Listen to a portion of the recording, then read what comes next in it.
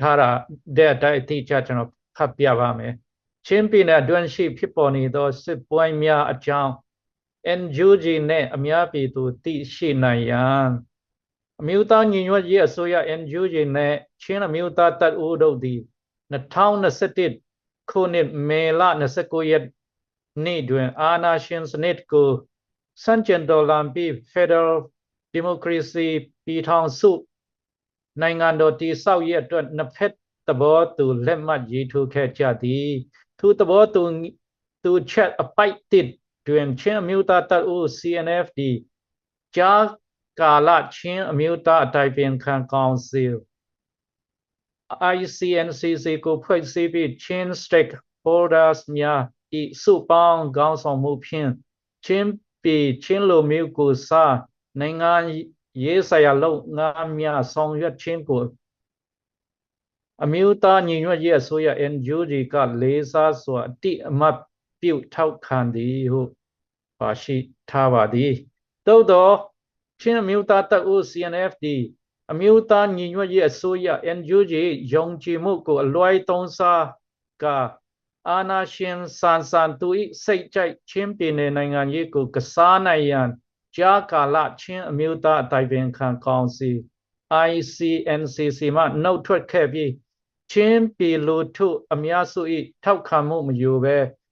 2023ခုနှစ်ဒီဇင်ဘာ6ရက်နေ့တွင်ချင်းလန်းကောင်စီကိုဖွဲ့စည်းခဲ့ပါသည်ထိုကဲ့သို့လှုပ်ဆောင်ခြင်းသည် Federal Democracy စနစ်မှလွဲ၍အာဏာရှင်စနစ်ကျင့်သုံးခြင်းသာဖြစ်သည်ဟုဆိုကာချင်း National Defense Force ချင်း Land Defense Force ကံပလက်ချင်း Land Defense Force မတူပီချင်း Land Defense Force မင်းတပ်မလာ Land Defense Force နဲ့ Zou Land Defense Force အစရှိသောအဖွဲ့အစည်းများကချင်းအမျိုးသားတပ်ဦး၏စိတ်ကြိုက်ဖွဲ့စည်းထားသောချင်းလန်းကောင်စီအားစန့်ကျင်ရန်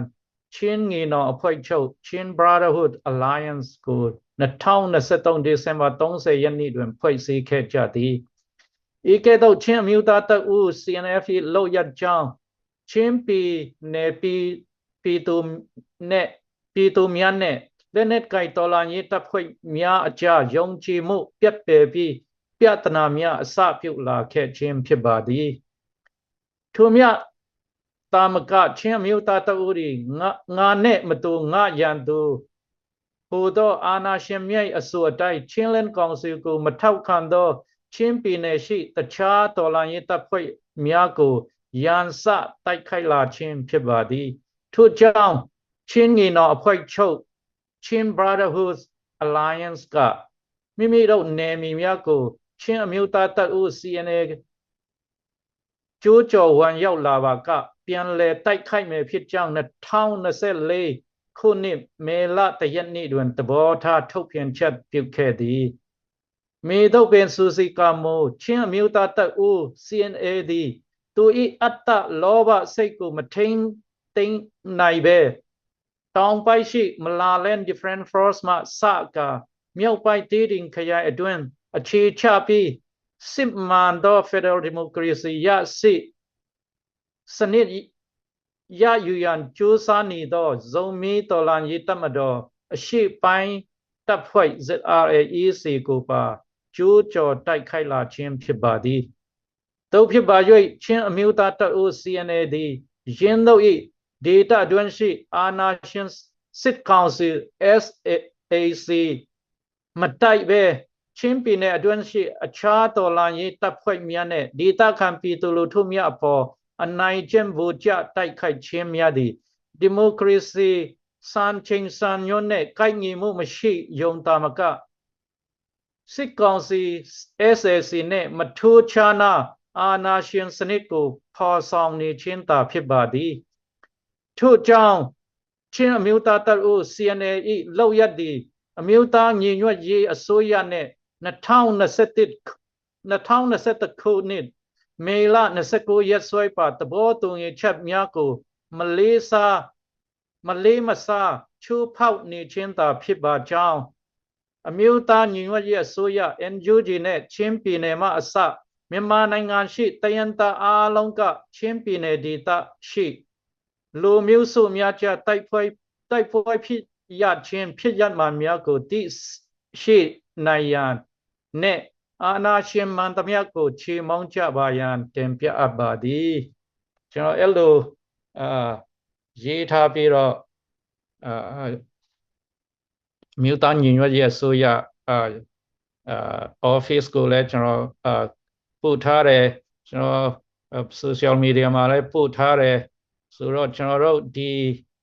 ကအာနာရှင်စနစ်ကိုတိုက်ခိုက်နေတဲ့အချိန်မှာเนาะအာနာရှင်စနစ်ကိုကျွန်တော်တို့ကအရာငင်းငွေ့နေတဲ့အချိန်မှာထပ်ဆင့်ပြီးတော့ develop ပေါ့เนาะနစတူဒီအာနာရှင်စနစ်ဒီအရန်ဆိုးရွားတဲ့အာနာရှင်စနစ်မျိုးသားကျွန်တော်တို့အထက်ကြုံတွေ့ခံစားလာရတဲ့အခါကျွန်တော်တို့ကမနေနိုင်တော့ဘူးเนาะဆိုတော့ကျွန်တော်အဲ့ဒါကြောင့်ဒီ article ကိုရေးလိုက်ခြင်းဖြစ်တယ်အားလုံးကျွန်တော်တို့တယံတာအားလုံးမြန်မာပြည်မှာရှိတဲ့ပြည်သူပြည်သားများစစ်မှန်သောဒီမိုကရေစီစနစ်ကိုလိုလားတောင်းတကြတော့ပြည်သူလူထုနဲ့အထူးသဖြင့်ဇုံမီအမျိုးသားပြည်သူလူထုကကျွန်တော်တို့ဒီကိစ္စကိုအထူးအလေးနဲ့စဉ်းစားပြီးတော့ကျွန်တော်တို့လွတ်လပ်ပြီးတော့တူနဲ့တူ respect ဟုတ်လားတူနဲ့တူလေးစားတဲ့ community လေးစားတဲ့နိုင်ငံပြည်နယ်ပေါ့နော်အဲ့လိုမျိုးကျွန်တော်တို့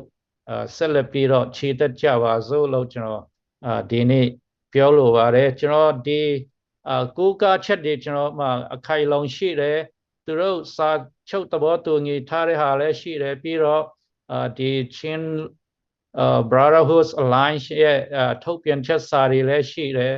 ကျွန်တော်မှအားလုံးအကိုးကားတွေရှိပါတယ်လို့เนาะအဲ့ဒါကိုကျွန်တော်တို့ချင်းတော်လန်ကြီးအဖွဲ့ထဲမှာလည်းဒီကိုးကားစာရွက်တွေခေါင်းဆောင်ပိုင်းတွေကတော့သိမှာပေါ့ဒါပေမဲ့အောက်ခြေကလက်နက်ကိုင်တဲ့စစ်သားတွေကသိချင်မှသိမှာပေါ့เนาะဆိုတော့ကျွန်တော်ဒီကနေပြောချင်တယ်CNF ကတော့သူတို့ကချင်းပြည်နယ်မှာသူတို့ပဲကြီးစိုးမယ်အာနာရှင်ဆန်သူတို့ကအုပ်စိုးမယ်အဲ့လောက်ပဲသူတို့စဉ်းစားထားတယ်လို့ကျွန်တော်ယူဆရတယ်ပေါ့နော်ဆိုတော့